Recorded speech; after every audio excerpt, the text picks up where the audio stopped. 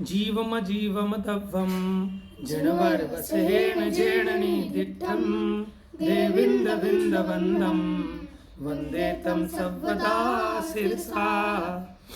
कल हमने 12वीं गाथा में जीव के 14 जीव समासों के भेद देखे, ठीक है। समणा अमणानेय यानी मन रहित, मन सहित मन रहित जानो।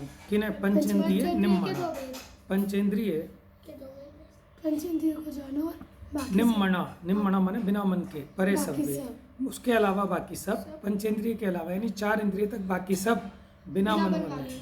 बादर सुह में इंद्रिय यानी बादर और सूक्ष्म एक इंद्रिय में, सव्वे पज्जत इधराय, सभी, पज्जत माने पर्याप्तक, इधरा माने अपर्याप्तक, भेद से जानो इनको। यानी इस प्रकार एक इंद्रिय के 2 भेद, सूक्ष्म और बादर, पंचेंद्रिय के 2 भेद, सैनी असैनी, 4, 2 इंद्रिय, 3 इंद्रिय, 4 इंद्रिय, ये 7 भेद, पर्याप्तक भी और अपर्याप्तक भी। इस प्रकार 14 जीव समास हुए।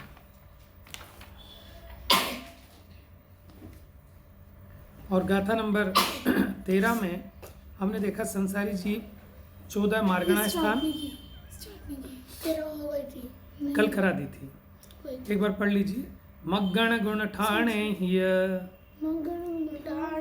14 ही हवंतितः शुद्धनया,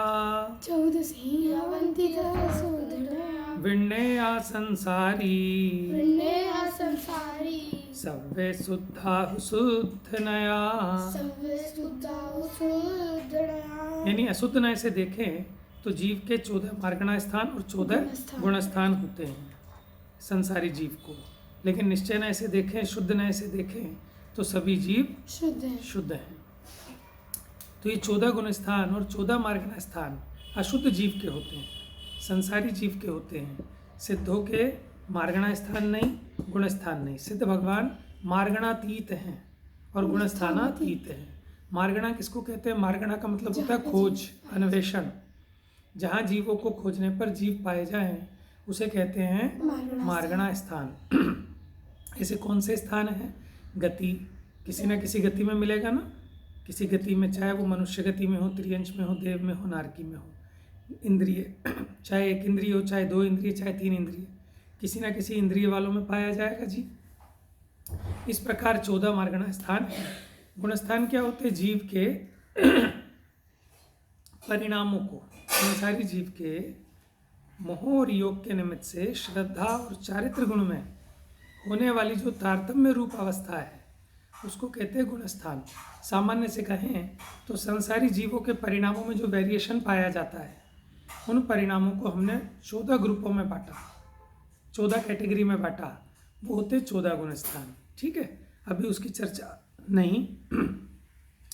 और अगर शुद्ध न्याय से देखें तो वो जीव को गुणस्थान, मार्गणा स्थान से रहित उसके एक चैतन्य स्वभाव को देखता है, तो उस अपेक्षा सभी जीव, भले ही वो संसारी ही क्यों ना हो, वे सबके सब शुद्ध दिखाई देते हैं शुद्ध न्याय की अपेक्षा। अब आ जाते हैं गाथा नंबर 14। अब हमारे 9 विशेषणों में से 7 विशेषण हो चुके हैं, अंतिम 2 बच रहे हैं। सिद्धो और विश्व सोट गई जीव के स्वरूप में कैसे हैं। चलिए गाथा नंबर 14, द्रव्य संग्रह। निक्कम्मा 8 गुणा, किंचूणाचरम देह दो सिद्धा, लोयग्ठिदानिच्चा, उपादवयं संयुक्ता। निक्कम्मा, निक माने रहित, कर्मों से रहित है। 8 गुणा, 8 गुणों से सहित हैं। किंचूणा, किंचित ऊन, कुछ कम। चरम देह दो, चरम माने होता है अंतिम, देह माने शरीर, अंतिम देह से कुछ न्यून, छोटे। सिद्धा, कौन? सिद्ध भगवान। यानी सिद्ध भगवान की अवगाहना बताई। और कैसे हैं सिद्ध? निक्कम्मा यानी अष्टकर्मों से रहित हो गए हैं। तो अष्टकर्मों का अभाव होने पर 8 गुण प्रकट हो गए हैं। और अवगाहना कितनी है? किंचित ऊन यानी कुछ कम। किससे कुछ कम? जो उनका अंतिम देह था, जब वो अरहंत बने तो अनंत दशा में जो उनके शरीर की अवगाहना थी उससे कुछ न्यून। क्यों? होता क्या है कि शरीर का अभाव हो जाता है जब सिद्ध बनते हैं, तो शरीर का अभाव हो जाता है क्योंकि नाम कर्म का अभाव हो गया। तो अभी देखो, जैसे अपने शरीर में आत्मा के प्रदेश शरीर के आकार रहते हैं, लेकिन अपने कानों के बीच में जो जगह खाली है वहाँ तो आत्मा के प्रदेश नहीं है। ये नाक के बीच में जो जगह खाली है वहाँ आत्मा के प्रदेश नहीं है। तो क्या होता है कि जब सिद्ध बनते हैं तो जो आत्मा के प्रदेश है, शरीर का अभाव हो गया, तो ये जो खाली जगह थी ये भी थोड़ा सा ठोस हो जाती है, माने खाली जगह नहीं रहती है। तो आत्मा के प्रदेश इकट्ठे एक साथ हो जाते हैं घन रूप। तो इसलिए किंचित ऊन यानी कुछ कम हो गई अवगाहना। यानी अगर इसका जो अवगाहना आकार था शरीर का, शरीर तो हट गया। और देखो, जहाँ जहाँ शरीर के प्रदेश हैं वहाँ वहाँ आत्मा के प्रदेश हैं। लेकिन एक सबसे ऊपर की जो खाल है, ठीक है, जिसको टच करने पर आपको सेंसेशन नहीं होती, जैसे आगे के नाखून, बाल, यहाँ आत्मा के प्रदेश नहीं है। समझ गए? तो जहाँ जहाँ आत्मा के प्रदेश नहीं है वो स्पेस कम हो गया ना। जैसे कोई सांचा होता है, सांचे में आपने मोम डाला, ठीक है, कोई मूर्ति बनानी है, जैसे एक उस तरह का एक सांचा ही बोलते हैं उसको, उसके अंदर मोम भरा और मोम जम गया, फिर उसको बाहर निकाल लिया। तो जब सांचे के साथ था तो थोड़ा आकार ज़्यादा ले रहा था, वो सांचा हट गया, अब जो मोम रह गया ना वो तो ठोस होगा, बीच में से कहीं खोखला नहीं है। उसी प्रकार ये जो खोखली जगह थी ये सब भर जाती है, इसलिए आत्मा के प्रदेश कुछ कम। इसलिए क्या कहते हैं? पुरुषाकार किंचित न्यून। सिद्ध भगवान की उसमें आपने पढ़ा ना स्वरूप में कि अंतिम शरीर से किंचित न्यून पुरुषाकार विराजमान हुए। पुरुषाकार इसलिए क्योंकि पुरुष देह से ही मुक्ति होती है, स्त्री के देह से मुक्ति नहीं होती उस भाव में। तो किंचित ऊन समझ में आ गया कि आत्मा के प्रदेशों की अवगाहना जो थी, जब ये नाम कर्म का अभाव होने पर शरीर का अभाव हुआ तो जो खोखली जगह थी वो भर गई। जैसे देखो ये उठे हुए थे ना यहाँ नाक के प्रदेश, तो ये बीच की जगह तो हट गई, अब तो वो सिमट कर ठोस हो गए। ठीक है, तो इसलिए हो गया किंचित ऊन। कहाँ विराजमान हुए? लोयग्र ठिदा।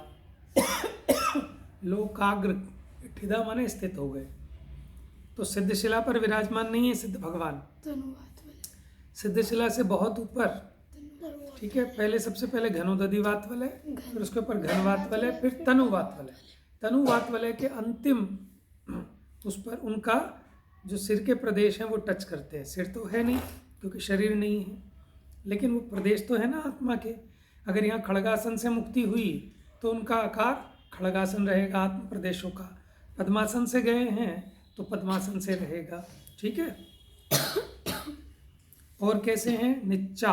निच्चा माने नित्य, माने हमेशा वैसे के वैसे ही रहेंगे। लेकिन उपपाद वयम संयुक्ता, अब उनमें परिणमन होगा कि नहीं होगा? कि होगा। उत्पाद व्यय सहित रहेंगे वो भी, क्योंकि प्रत्येक द्रव्य उत्पाद व्यय द्रव्य युक्तम सत, सत द्रव्य लक्षणम। अगर कोई भी द्रव्य है तो उसमें उत्पाद व्यय द्रव्य तो होता ही है। लेकिन जैसे संसारी जीव में होता था, संसारी जीव में कैसा होता था कि चेंज दिखता था, मनुष्य से नारकी, नारकी से त्रियंश। लेकिन उनका ऐसा नहीं होता, जैसे हैं बिल्कुल वैसे के वैसे ही अगले समय में भी हैं, लेकिन उत्पाद व्यय तो होता ही है। अगुरु लघुत्व गुण के कारण प्रत्येक द्रव्य में प्रति समय परिणमन होता है, तो वो परिणमन उनमें भी चालू है। लेकिन कैसा परिणमन है? सदृश, वैसे के वैसे ही, वैसे के वैसे ही। ठीक है, तो इस प्रकार इस 14वीं गाथा में सिद्ध स्वरूप का हमने जानकारी प्राप्त की कि सिद्ध भगवान कैसे हैं। तो ये सिद्ध कौन होता है? वो भी तो जीव ही है ना, जीव ही सिद्ध बनता है।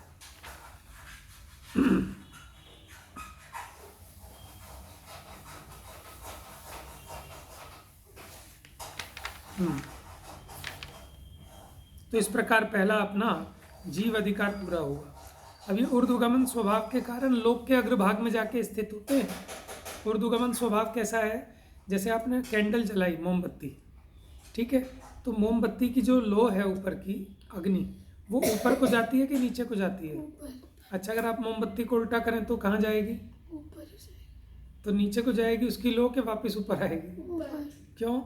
ऐसे ही उसका स्वभाव है अग्नि का ऊपर को जाने का। ऐसे ही जो शुद्ध हो जाते हैं, 8 कर्मों से रहित हो जाते हैं, वो सीधा कहाँ जाते हैं? सीधा ऊपर, और लोक के अग्रभाग में जाकर स्थित होते हैं। इस प्रकार ये 14वीं गाथा यहाँ पूरी हुई और हमारा जीव अधिकार संपूर्ण हुआ। कल हम एक बार इन 14 गाथाओं का पाठ कर लेंगे, और किसी का आपको कोई डाउट हो तो आप पूछ सकते हैं, नहीं तो अजीव अधिकार प्रारंभ होगा। फिर जा वाणी के ज्ञान से सूझे लोकालोक, सो वाणी मस्तक नमो, सदा देत हूँ धोख।